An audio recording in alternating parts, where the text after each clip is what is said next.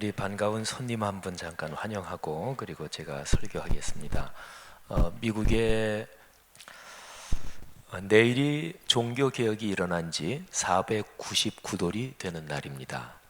1517년 10월 31일에 하나님께서 독일에서 마르틴 루터라는 분을 사용하셔서 종교개혁이 일어나게 하셨습니다. 2000년의 기독교 역사에서 가장 중요한 사건 두세 가지를 꼽으라 그런다면 종교개혁이 반드시 들어가야 할 것입니다. 개혁자들은 당시에 타락한 교회를 개혁하려고 자신의 삶을 던졌습니다.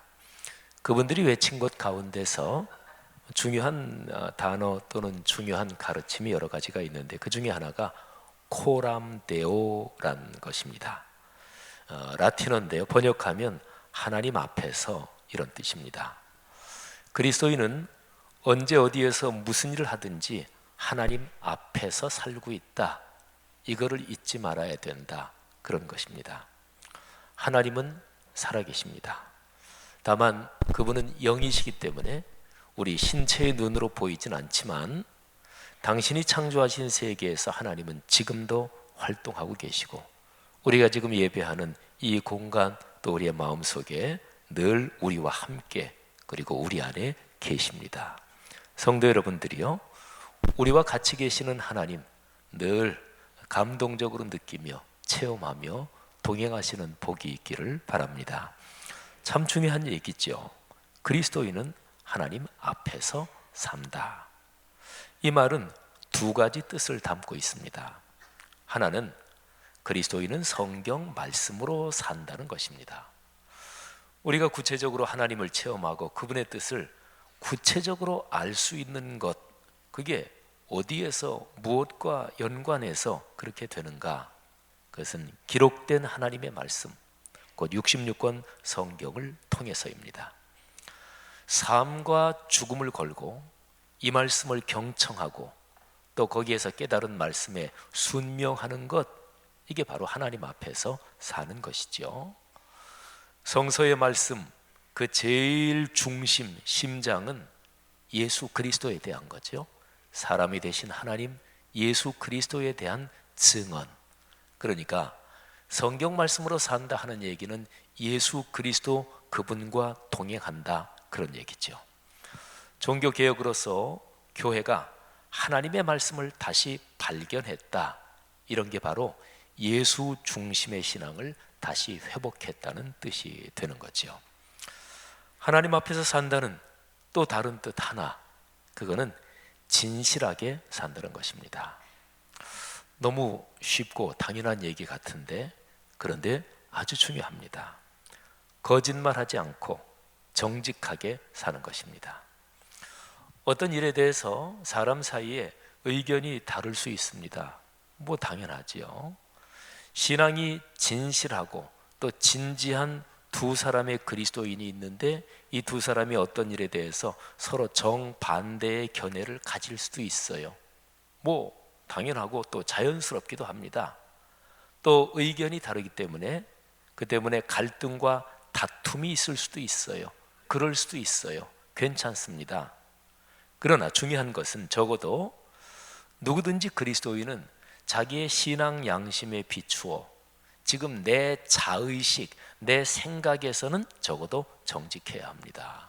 그러니까 속으로는 다른 생각을 하면서 겉으로 인간관계, 이해관계 때문에 속에 생각하고 있는 것하고는 다르게 행동하고 말한다, 이게 거짓이지요. 적어도 그리스도인은 신앙 양심에 비추어 자의식에서 정직해야 합니다. 그리스도인답게 산다 하는 것에서 정직해야 된다, 진실해야 된다, 이게 참으로 중요합니다. 자, 이 두 가지를 같이 모아 볼까요? 그리스도인은 마땅히 자신 삶의 모든 영역에서 말씀을 묵상하며 신앙 양심에 비추어 진실하게 살아야 합니다. 근데 이렇게 살 때 이루어지는 것이 무엇이냐?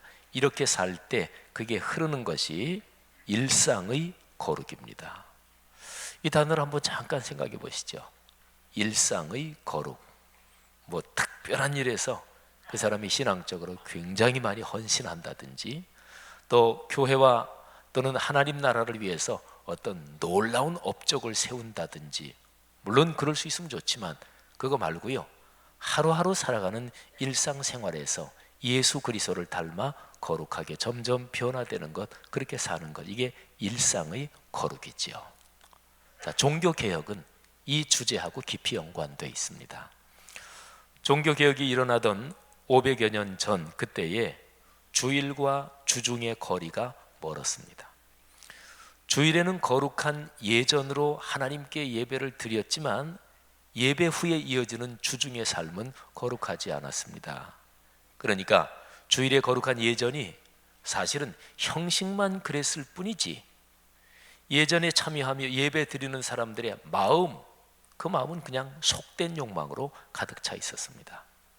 예배는 드리는데 삶의 변화는 없었습니다. 겉의 형식은 거룩한데 속의 내용은 세속적이었습니다. 다른 식으로 한번 표현해 보면 말씀 따로 삶 따로, 이 두 개가 따로따로 놀았던 거죠. 여러분, 신앙이 병들고 타락하면서 나타나는 가장 대표적인 현상이 바로 이런 거예요. 말씀 따로 삶 따로.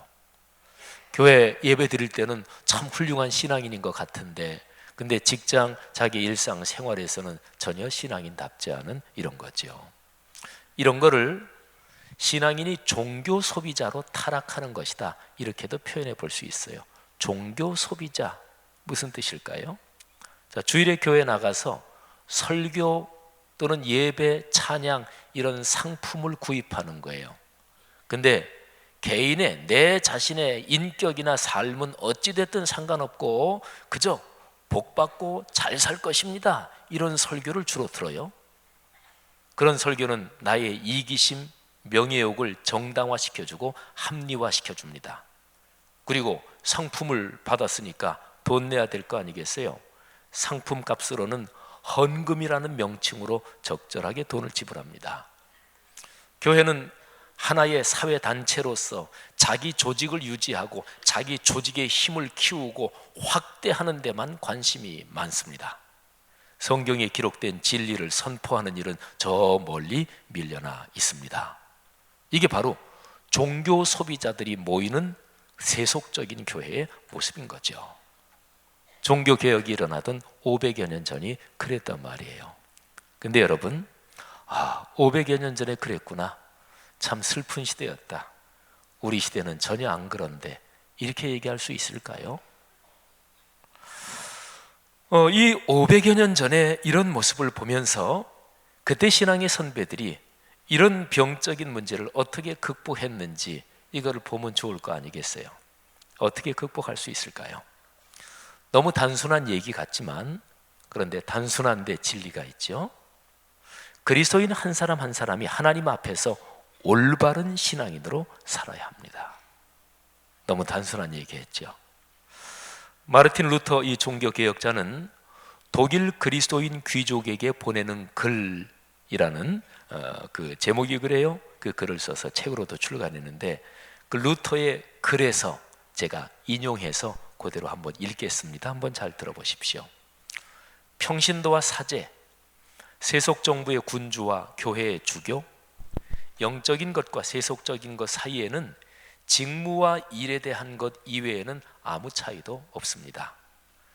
성직자들이 각각 다른 일을 맡고 있지만 다 동일하게 성직자인 것처럼 평신도와 성직자도 모두 동일한 신분을 갖고 있습니다.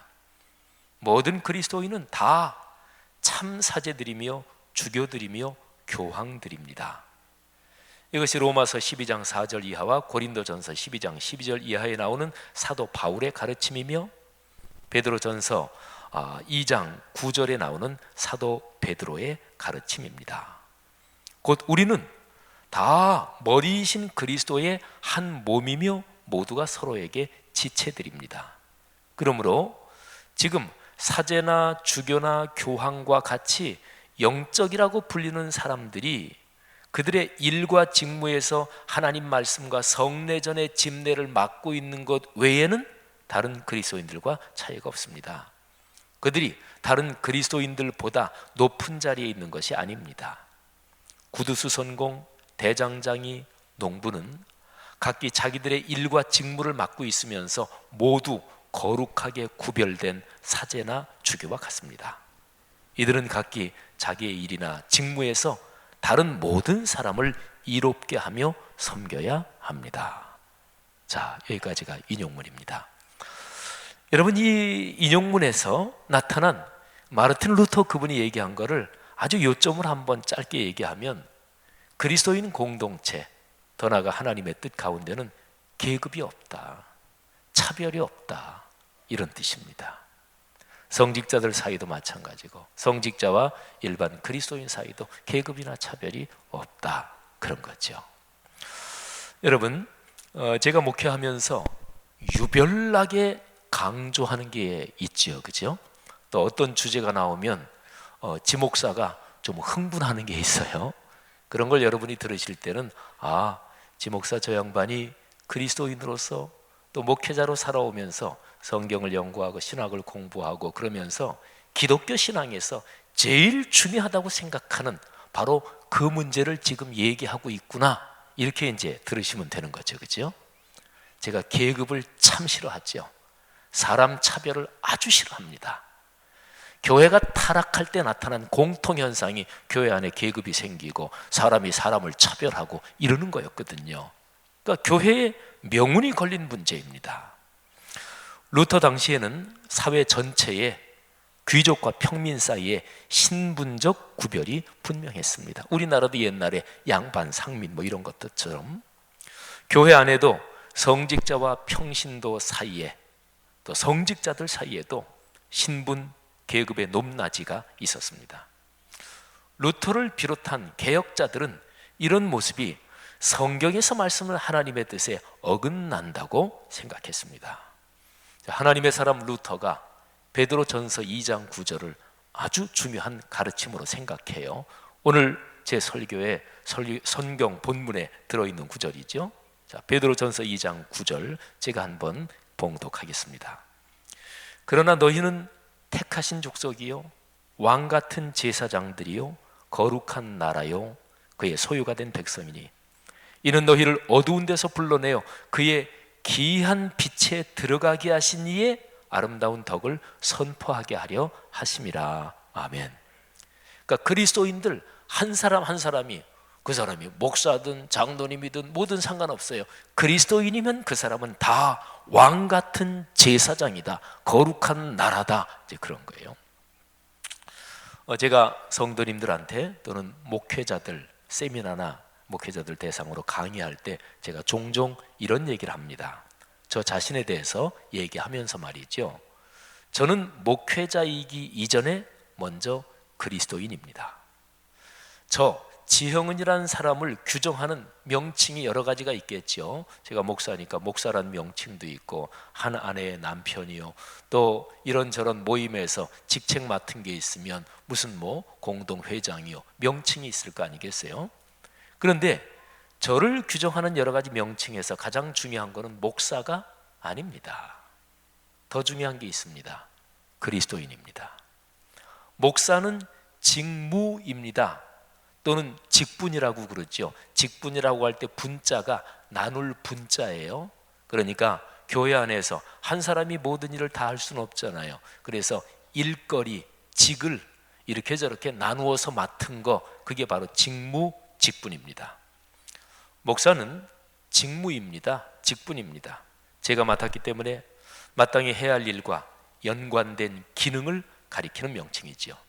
그런데 그리스도인, 이거는 직분 명칭이 아니에요. 이거는 신분입니다.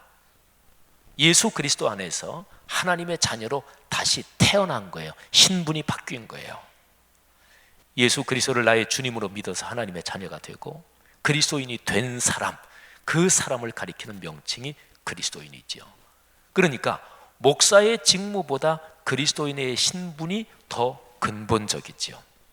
그러니까 참된 그리스도인이 되지 않고서는 목회자다운 목회자가 될 수 없는 거죠. 종교개혁자 루터가 강조하는 것이 바로 이것입니다. 교회 모든 직분은 그야말로 일거리를 나누어 맡은 직책, 곧 직분이요 직무입니다. 그런데 교회 안에서 어떤 일이든 일거리를 맡을 수 있는 기본적인 조건이 있습니다. 그 조건이 안 된 사람은 절대로 어떤 일이든 맡기면 안 돼요. 그건 말이 안 되는 거예요. 그 조건 한 가지가 무엇입니까? 그리스도인이냐 그리스도인 아니냐, 이것입니다. 그러니까 그리스도인이라는 이 신분, 이게 참으로 중요한 거죠. 베드로전서 2장 9절은 일상과 인격의 성화를 말씀하고 있습니다. 제가 참 자주 쓰는 말이죠. 일상, 인격. 목회자만이 아니라 모든 그리스도인 한 사람 한 사람이 다 하나도 빼놓지 않고 선택받은 민족이요, 제사장이요, 거룩한 나라요, 하나님의 백성입니다. 그러니까 그리스도인은 마땅히 자신이 사는 삶의 일상에서 그리스도인다워야 하지요. 당연하지요. 겉으로만 그런 척하는 것 말고 인격, 곧 마음과 영혼의 태도에서 예수 그리스도를 닮아가야 되지요. 당연하지요. 바로 그렇게 삶으로써 그리스도인은 자신이 사는 세상에서 소금과 빛의 역할을 감당할 수가 있습니다. 예수 그리스도께서 산상설교를 처음에 팔복 얘기하고서 바로 이어서 너희는 세상의 소금이다, 빛이다, 힘주어 강조하시면서 가르치시잖아요. 우리 신앙인들 한 사람 한 사람이 자기의 일상에서 그렇게 살 때 그때 사회가 변화되는 거죠. 주기도문에서 주님께서는 아버지의 뜻이 하늘에서 이루어진 것처럼 이 땅에서도 이루어지게 하소서, 이렇게 기도하라고 가르치셨고, 아버지의 나라가 우리가 사는 이 땅에 오게 해 주십시오, 이렇게 기도하라고 가르쳐 주셨죠. 어떻게 하면 하나님의 나라가 이 땅에 오게 되나요? 바로 그리스도인 한 사람 한 사람이 그렇게 살면서 하나님의 나라가 이 땅에 오게 되는 거죠. 여러분, 하나님의 뜻이 우리가 사는 삶의 현장, 이 사회에서 이루어지고 하나님의 나라가 임하게 되는 그 일에 연관되는 축복이 있기를 바랍니다. 여러분, 한 사람 한 사람의 삶이 바로 하나님 나라를 이루어가는 그 현장, 그 중심에 있기를 주님의 이름으로 축복합니다. 제가 2001년 3월에 쓴 칼럼 하나를 제가 잠깐 인용하겠습니다. 어느 신문에 제가 쓴 칼럼인데요, 벌써 이제 15년 전이네요. 그때 당시에 한보 사건 때문에 돈 세탁 방지법이 논의되고 있었습니다. 정치 자금도 이 법에 포함돼야 한다, 그런 그 당시의 분위기로는 너무나 당연했어요. 한보 사건 우리 기억들 아시죠? 워낙 커다랗게 그야말로 공적으로 해먹고 돈을 횡령하고 막 그런 사건 아니었어요? 그래서 뭐 정치 자금 중에 사실은 검은 돈이 많죠. 그러니까 정치 자금도 돈 세탁 방지법에 들어가야 된다. 원론적으로 보면 당시의 상황에서는 국회의원들 중에서 누구도 여기에 반대할 수 없는 상황이었습니다. 그런데 의례 그렇듯이 국회에서 구체적으로 입법 과정에서 정치인들이 이해득실에 따라서 정치 자금을 돈 세탁 방지법에 넣느냐 어쩌냐, 이게 아주 묘하게 움직이고 있었습니다. 바로 그런 상황에서 제가 어느 신문에 칼럼을 쓰면서 제목을 이렇게 달았어요. 그리스도인 정치인들께 드리는 편지. 정치인들 중에서 뭐 그리스도인도 있고 아닌 사람도 있고 다른 종교 가진 사람도 있는데, 근데 그 사람들 중에서 그리스도인들 정치인들께 드리는 편지, 이런 제목입니다. 자, 제 칼럼에서 일부를 제가 인용을 하지요. 저는 지난 주일에 마가복음 11장을 본문으로 삼아 설교하면서 다음과 같은 상상을 해보았습니다.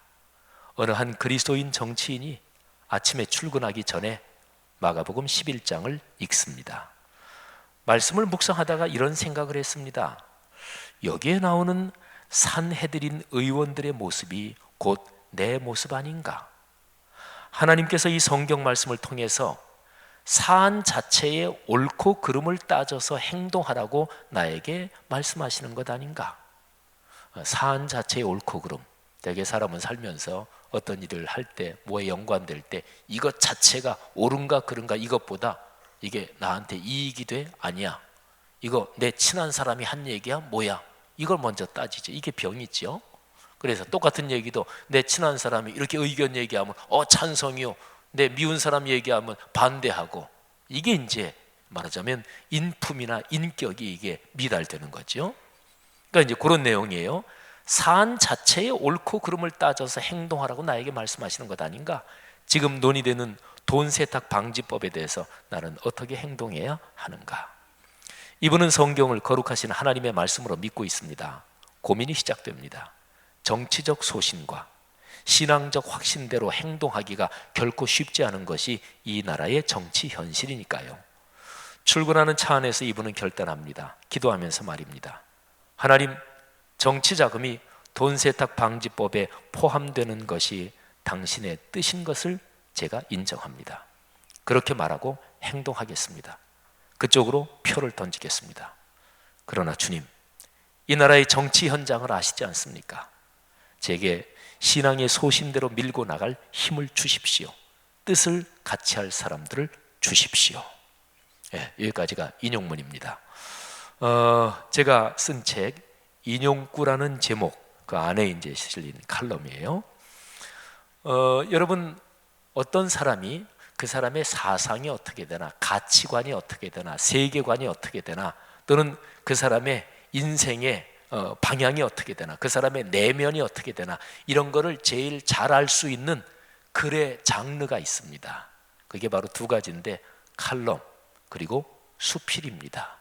그러니까 어떤 사람이 쓴 글을 통해서 그 사람 누구지? 이거 알아보려면 그 사람이 쓴 칼럼이나 수필을 읽으면 그거를 제일 잘 알 수가 있어요. 논문은 안 그래요.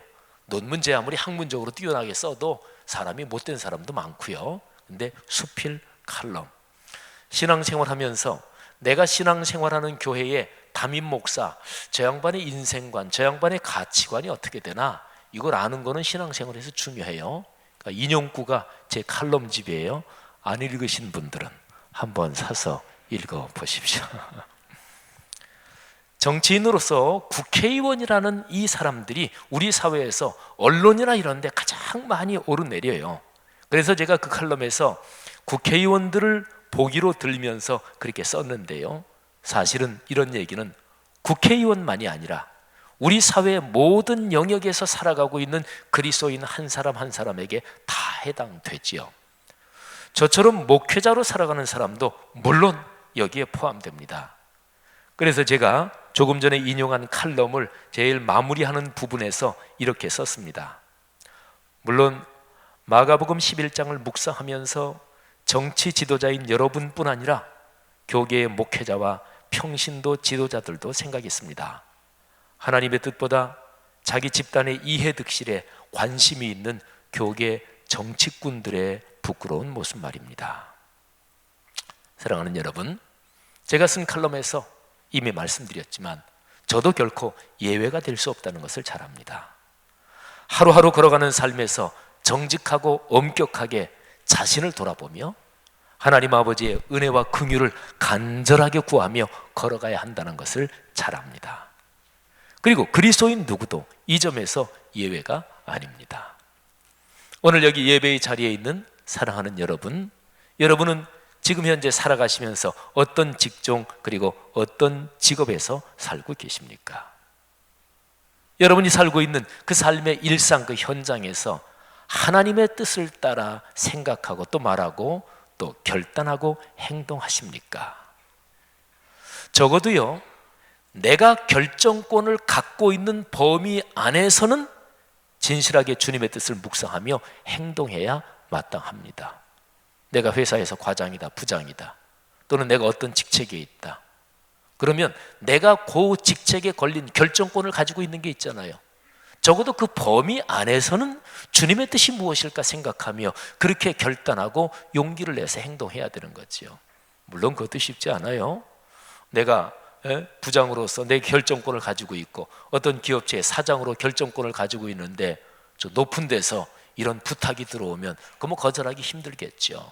어쨌든 그래도 적어도 남이 결정권을 가지고 있는 거를 당신 그리스도인으로서 그렇게 살면 안 됩니다, 이렇게 얘기해서 그 사람을 바꾸고 이게 쉽겠어요. 근데 적어도 내가 결정권을 가지고 있는 그 범위 안에서 하나님의 뜻에 따라 말하고 행동할 수 있는 용기와 결단이 있어야 되지요. 그럴 수 있기를 축복합니다. 하늘 아버지께서 그런 힘과 지혜를 여러분에게 주시기를 주의 이름으로 축복합니다. 지금 이 나라 전체가 심각한 위기에 빠져 있습니다. 대통령은 헌법적인 대통령의 권한을 사적인 비선 조직에 내맡김으로써 신뢰를 잃었습니다. 청와대 참모진과 내각이 사적인 권력에 놀아남으로써 국정은 동력을 상실했습니다. 국민은 모욕과 분노로 심한 허탈감에 빠져 있습니다. 민주주의의 법치와 시장 경제의 공정성이 권력과 돈에 유린당했습니다. 이런 상황에 연관된 사람들 가운데 기독교 신앙인이 많습니다. 지금 현 국무총리, 그분 그리스도인이죠. 비롯해서 많이 있습니다. 자기 삶의 자리에서 신앙인으로서 용기와 결단 없이 사는 사람들은, 이런 사람들이 역사를 퇴보시키고 사회를 망가뜨리는 거죠. 하나님이 책임을 물으실 것입니다. 그런데요, 하루하루의 일상에서 끊임없이 주님의 말씀에 순종하는 훈련을 늘 하지 않으면 너나 할 거 없이 다 마찬가지예요. 돈, 권력, 이 힘이 오죽 세요. 매일의 일상에서 말씀을 묵상하고 말씀대로 살아가는 훈련을 하지 않으면 누구나 돈, 권력 앞에서 굴복할 수밖에 없습니다. 신앙인은 그 어떤 것보다 하나님의 뜻, 성서의 진리의 말씀을 가장 높은 자리에 놓고 살아야 합니다. 일상의 거룩, 이 말은요, 그리스도인의 삶에서 가장 깊은 헌신을 요청하는 표현입니다. 오히려 극단적으로 말해보면 순교는 오히려 쉬울 수도 있어요.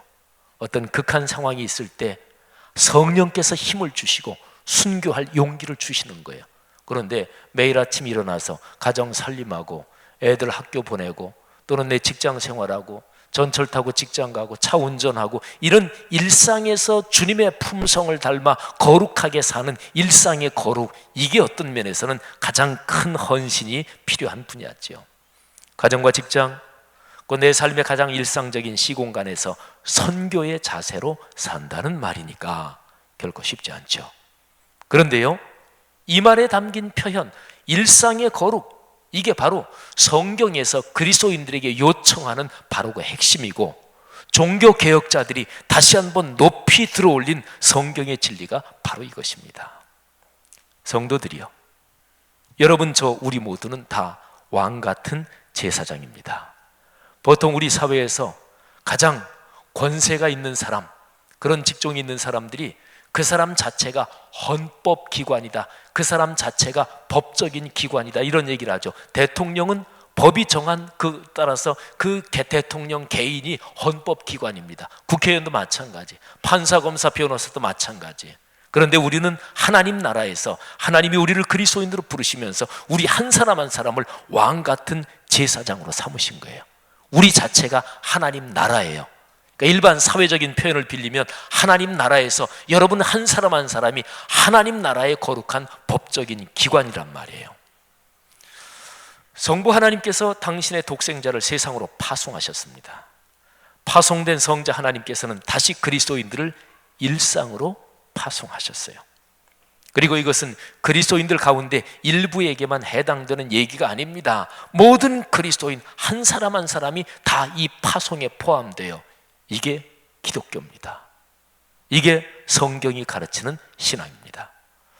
종교개혁자들이 자신의 삶을 던져 헌신한 이 가르침을 만인 제사장직, 만인 사제설, 이렇게도 제목을 붙여서 얘기하는데, 오늘날 한국 교회, 이 사회에 참으로 절실하게 필요한 가르침이죠. 그리스도인 여러분, 담대하십시오. 하나님이 여러분을 선택하셨습니다. 여러분에게 복을 주십니다. 여러분 한 사람 한 사람은 하나님 나라의 헌법기관 왕 같은 제사장입니다. 아니, 여러분이 바로 하나님 나라입니다. 여러분 한 사람 한 사람이 정직하고 진실하게 말씀을 묵상하며 거기에서 깨달은 말씀에 순명하며 사는 그곳에 하나님 나라가 현재 진행형으로 살아 움직입니다. 우리가 사는 나라, 지금 참 깊은 어려움에 빠진 이 사회가 그런 곳이 되게 하십시다. 감격스럽고 영광스러운 이 소명을 받은 여러분 모두를 주의 이름으로 축복합니다. 기도하겠습니다. 들은 말씀 끌어안고 내 자신의 삶을 돌아보며 각자가 잠시 기도하십시다. 그리고 바로 이어질 성찬식을 위해서 이 시간에 마음속에 생각나는 죄가 있으면 이 시간에 회개합시다. 그리고 정결한 마음으로 주님의 성찬에 참여하십시다. 다 같이 각자 잠시 기도합니다. 하나님 아버지, 은혜 감사합니다. 주여, 말씀을 들었사오니 이 말씀이 우리의 삶에 구체적으로 살아 움직이게 하옵소서. 아버지여, 역사하옵소서. 거룩하신 아버지, 이 시간에 우리 각자의 결단을 주님께서 받아 주옵소서. 하나님 왕 같은 제사장답게 그렇게 사는 그리스도인 점점 많아지게 하옵소서. 아버지 감사합니다. 성찬식을 거행합니다. 주님의 축복에 주옵소서. 이 시간에 한 사람 한 사람을 안수하시고 임재해 주옵소서. 감사합니다.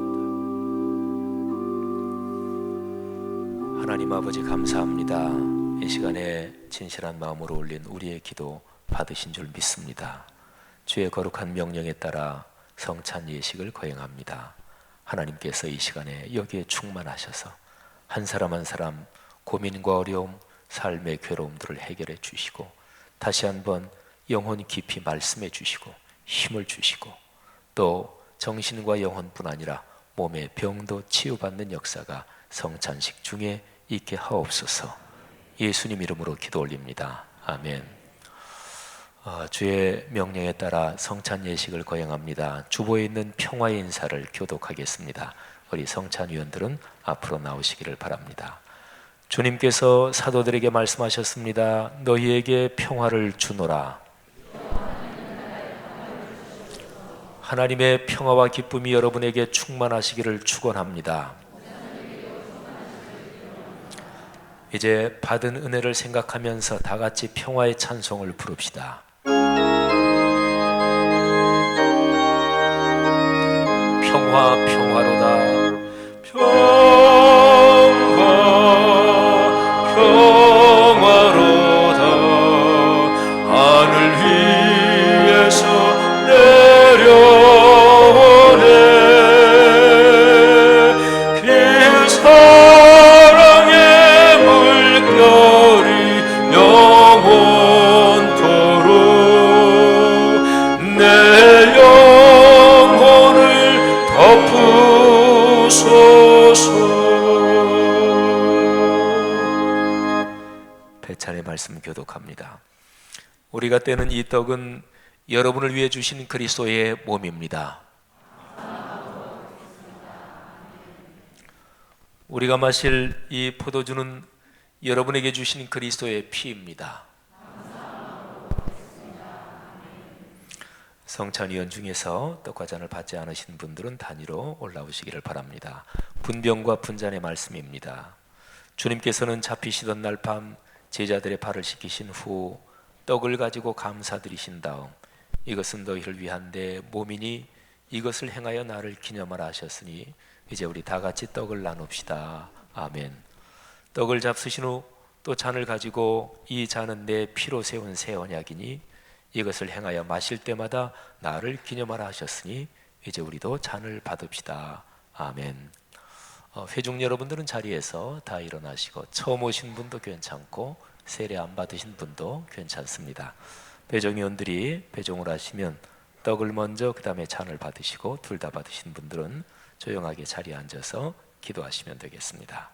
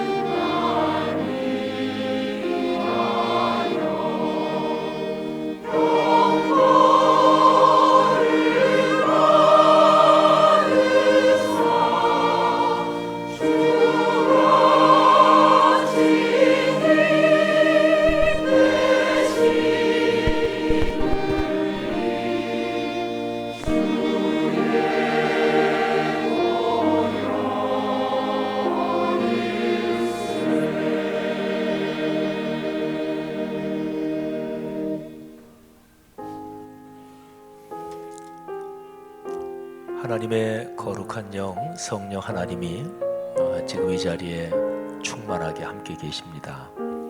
또 여러분의 마음에 계십니다. 하나님은 여러분을 사랑하십니다. 여러분이 안고 있는 그 어떤 어려운 문제들도 하나님께서 해결하지 못하실 것이 없습니다. 이 시간에 하나님 앞에 아뢰고 내려놓으시고 도우심을 구하십시오. 하나님은 여러분을 도우시고 여러분을 강하게 하실 것입니다. 하나님은 여러분을 깊이 사랑하십니다. 예수 그리스도 당신의 아들을 희생시키실 정도로 여러분을 사랑하십니다.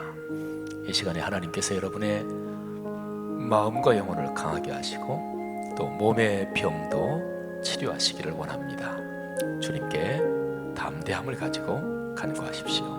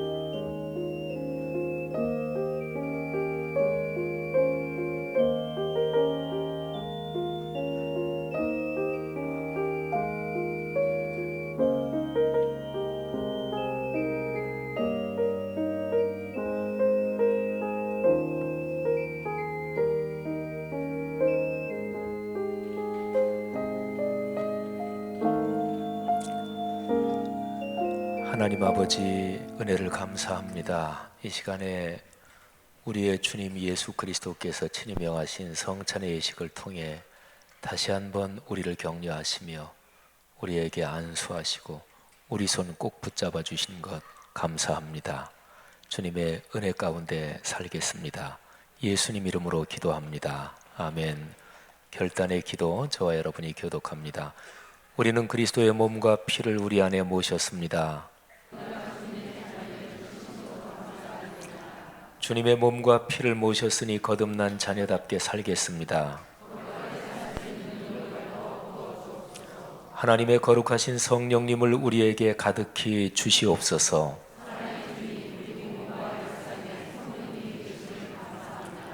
형제 자매들이여 우리에게 구원의 비밀을 깨닫게 하신 주께 간구합시다.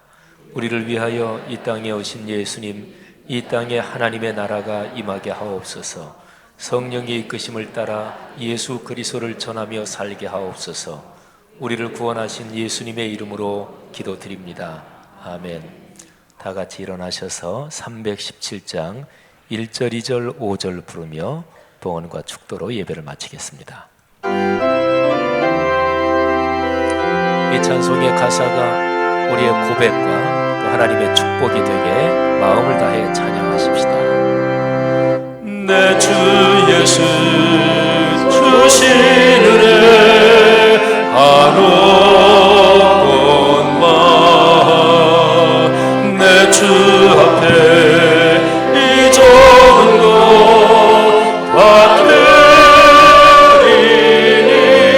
받으리니 주 예수여 내 정성을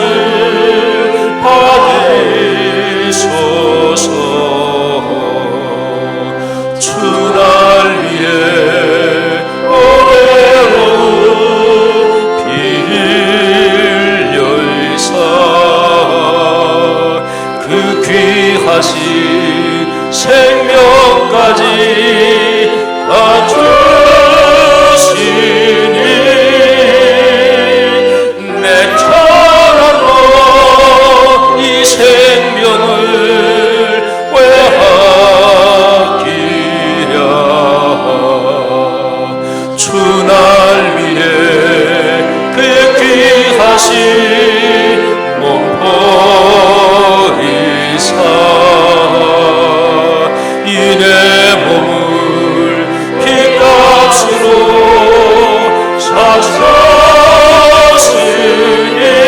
사셨으니 내 생명으로 주 예수께 바칩니다.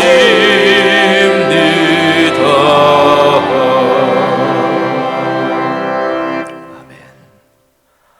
하늘아버지의 은혜 중심으로 감사 올립니다.